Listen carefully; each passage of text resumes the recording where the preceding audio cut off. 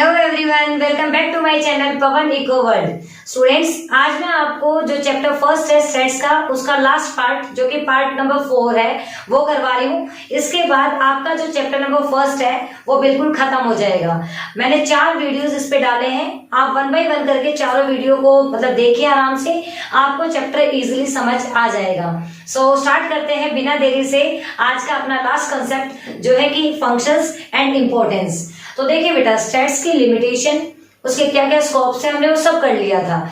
आज जो है वो टॉपिक है functions and importance of statics. मतलब जो स्टैट्स है वो क्या क्या काम करता है और क्यों इकोनॉमिक्स में उसकी जरूरत है, क्योंकि जब किसी चीज की जरूरत होती है इम्पोर्टेंस भी उसी की होती है। आप सबको पता है कि अगर हमारी किसी को जरूरत है, अगर हमारी किसी को इम्पोर्टेंस है तो सिर्फ और सिर्फ उसको क्या है, हम काम आते हैं। तो स्पेशल वही बात यहाँ लागू होती है। अगर स्टेट्स की इम्पोर्टेंस है तो क्यों है, क्योंकि वो इकोनॉमिक्स में कहीं ना कहीं काम आता है।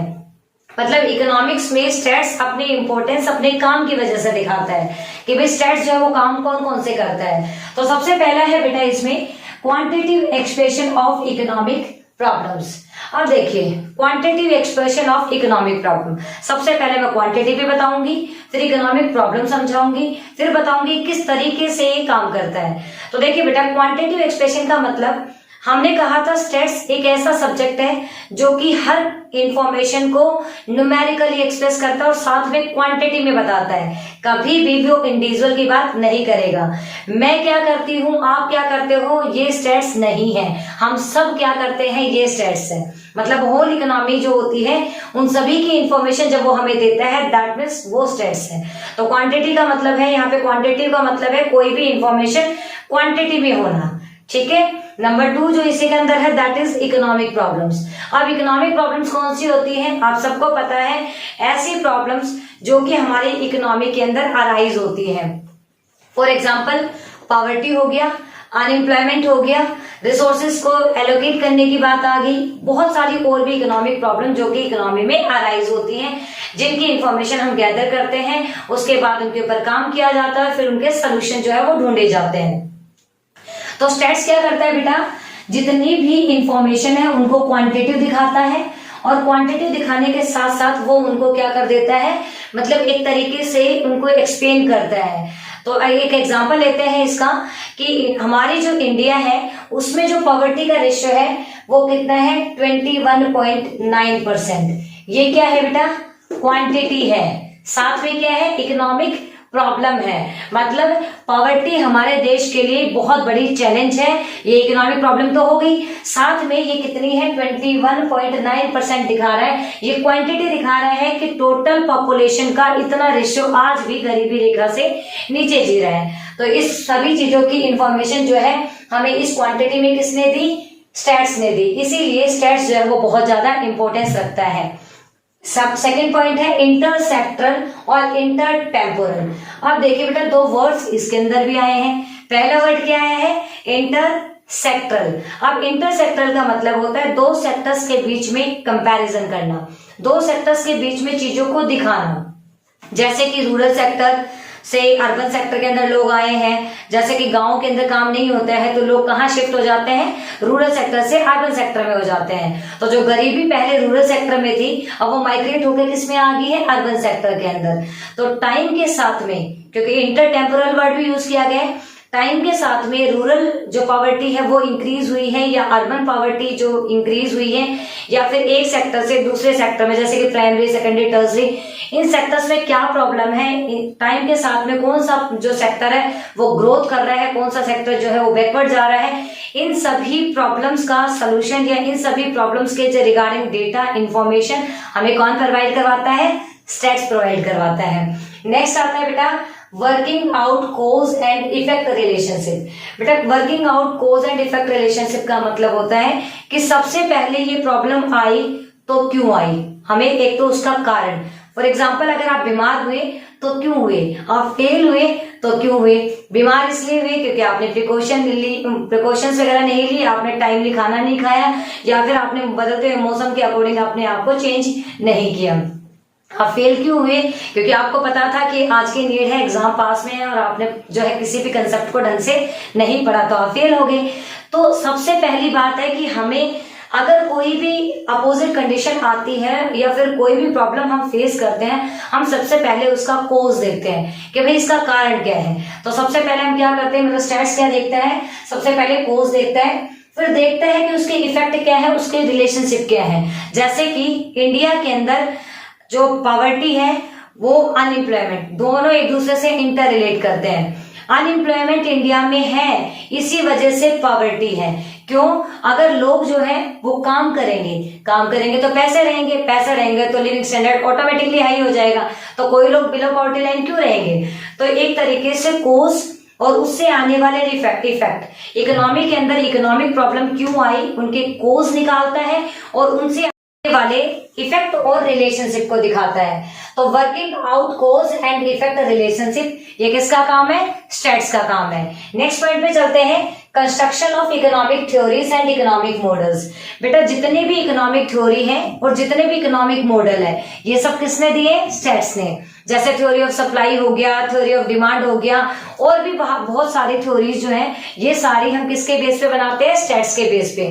क्यों? स्टैट्स जो है वो इंफॉर्मेशन को गैदर करवाता है और उसके बेस पे जो रिजल्ट्स है वो निकलवाता है, और हम फिर क्या करते हैं? इकोनॉमिक थ्योरीज और मॉडल्स बनाते हैं।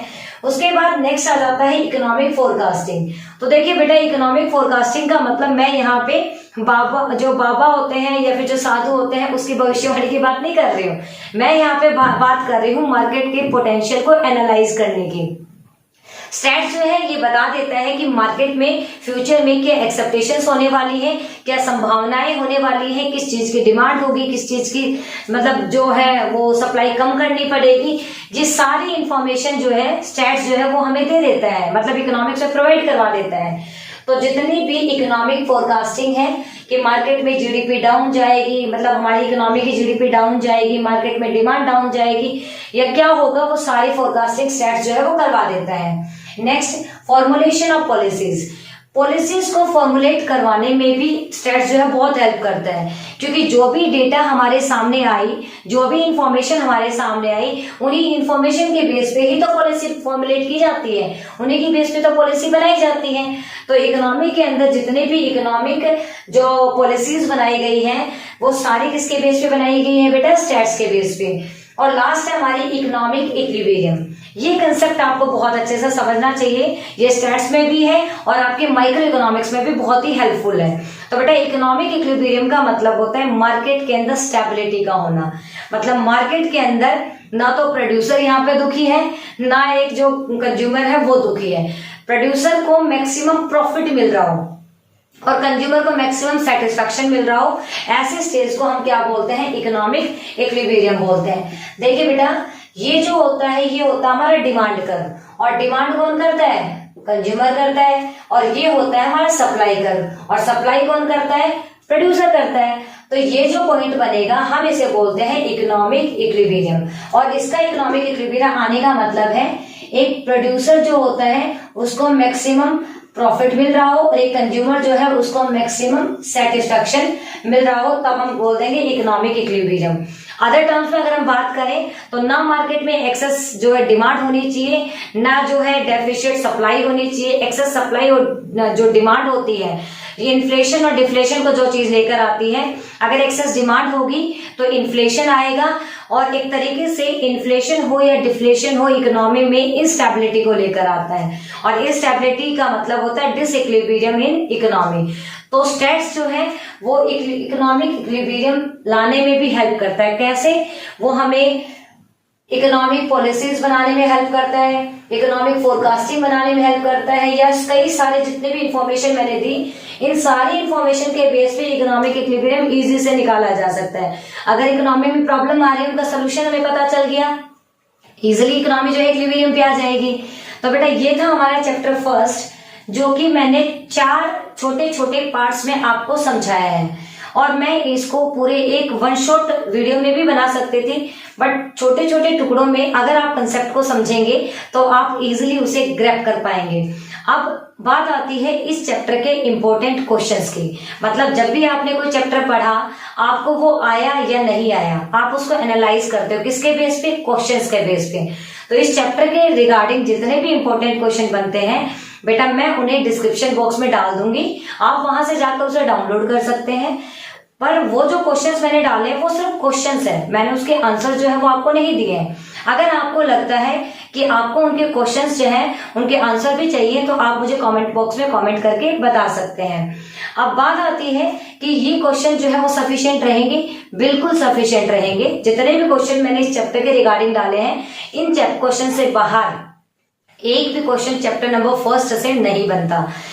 हो सकता है कि वही क्वेश्चन 1 मार्क में, 3 मार्क में या 4 में या 6 में पूछा जाए, क्योंकि हमारा जो इकोनॉमिक्स का सीबीएसई के अकॉर्डिंग जो पैटर्न की अगर हम बात करें तो हमारे पास 1 मार्क क्वेश्चन आते हैं, 3 मार्क, 4 मार्क और 6 मार्क्स। मान लो अगर कोई क्वेश्चन मैंने लिख के दिया है, वो क्वेश्चन आपने 1 मार्क में पूछा है आपसे, आप उसको उसके जो मतलब वर्ड्स है उसकी लिमिट कम कर देंगे, 3 मार्क है थोड़ी बढ़ा देंगे, 4 मार्क है थोड़ी और बढ़ा देंगे और 6 मार्क है तो आपको इजिली पता है। मतलब आप अकॉर्डिंग टू मार्क्स क्वेश्चन को बड़ा या छोटा कर सकते हैं। जितने भी क्वेश्चन हैं वो सफिशिएंट है इस चैप्टर के रिगार्डिंग, इनसे बाहर कोई नहीं पूछता।